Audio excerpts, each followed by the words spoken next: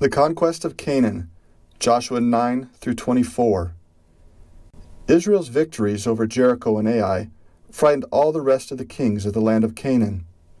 They gathered together to fight against Joshua and Israel, but there was one exception.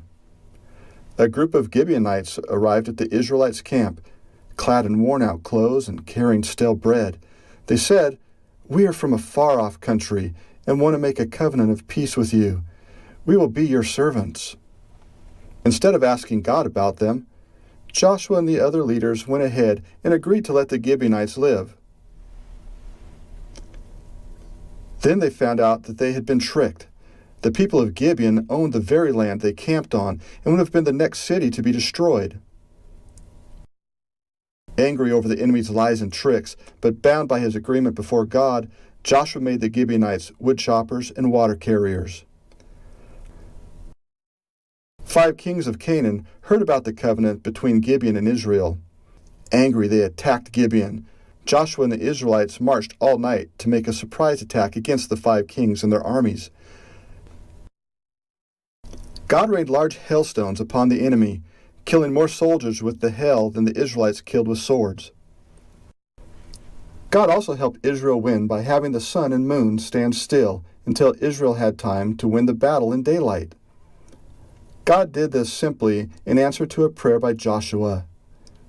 There was never a day like that before it or after it. God continued to give Joshua and the Israelites victory after victory. In all, Joshua conquered 31 kings and their cities, and the land had peace. Good had triumphed over wickedness. God fulfilled his promise to Abraham to give the land of Canaan, the promised land, to his descendants, the 12 tribes of Israel. Joshua divided the land among the Israelites, each tribe getting a specific area as an inheritance.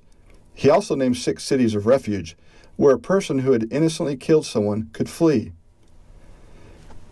The Levites, however, were not given land, but were given cities.